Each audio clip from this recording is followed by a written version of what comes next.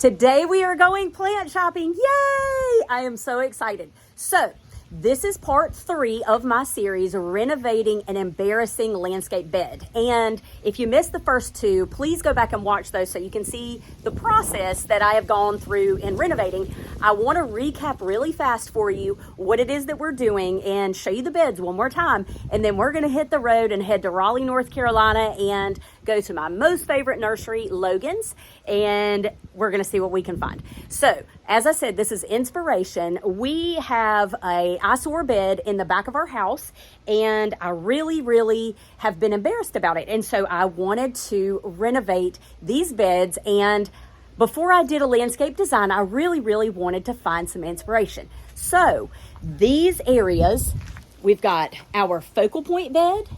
This is high impact. We're going to be looking for something that is going to be stunning and beautiful, but it is shady, part shade. This area here is in front of my hot tub. I want very low growing, very unassuming, simple green, plum, I'm not really sure, shrubs here. This is also very shady. And then this bed right here is where I remove the roses. This is as you can see, this is a super sunny bed. And this is where I want to create some depth here. This is, you look into our hot tub from this area. And I want to hide this ugly lattice, but I do want to keep it up because it does provide privacy for the hot tub. So anyway, we're going to head to Raleigh right now and let's go get some inspiration. Here we are. Welcome to Logan's. Okay, first I'm going to give you a quick tour, a visual tour of the Japanese maple garden that I absolutely love and this water feature. I want one of these in my backyard eventually. All right, let's get inspired. So I really want vibrancy in the back, even though there's shade. And there's nothing that says vibrance like that chartreuse color, the yellows, the reds, the purples. I just love that. I absolutely love this winterberry and am thinking the winter interest of this is so beautiful that I really want to add those in. This is one of my favorites, this Proven Winners Beauty Berry. It is so pretty. It's called Pearl Glam. You know, I feel it is equally as important to make sure you do have winter interest as with the year-round interest. The winter when everything is bare, if you can have something with berries, I love that idea. And so that's what I want to do. I'm really in love with this viburnum. I love the flowers. I love the texture. I love how small it is. And this is exactly what I'm looking for. Even though this Elysium is going to get too big for this area, I just think it is so sunshiny. I love the color of it and how bright it is. It just brings happiness, at least to me. So an Akuba, I absolutely love these for some reason. Some people hate them. I just think they're very versatile and have such cool leaves. They're going to be too big for my area, but great shade plant. Ah, the camellia. Who doesn't love camellias? To me, spectacular. Versatile, evergreen, blooming, and then there's the gardenia. Here in the South, these are a staple plant. The size variations are so incredible for this evergreen, beautiful milky white bloom, and you can find a gardenia for almost any location. I use these in, I would say, 95% of my designs, and I love this one. This one is a front runner for my back. Here is a dwarf gardenia radicans, and it puts on a show like a carpet of white flowers, and it's dwarf. Great plant. Can you tell I have a thing for camellias?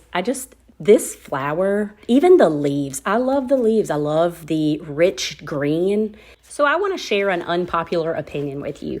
I feel like hollies, which you're seeing right now, are an unappreciated plant. They were in about 99% of the old plants put out in the landscape, but they come in every shape, every size, crazy textures of the leaves. I just like them as a staple plant. They are unassuming. They can support any other type of plant. So I may add a holly or two in my landscape. So I just really liked these. I wanted to show you. There's so many little succulents, little plants that you can add in along pathways and rock beds. I also love the magic of adding perennials, flowers that come and go in different seasons. And last but not least, is an absolute must. This plum yew is happening in my landscape, and I am so excited. So I want to show you the most magnificent wall of seeds, and just wait for it. It keeps going and going and going and going some more.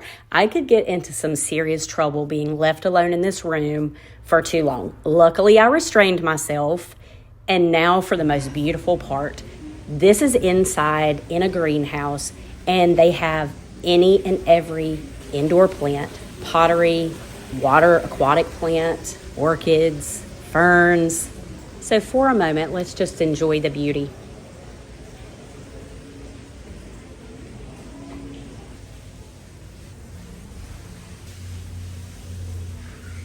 Wasn't that amazing? It gets better.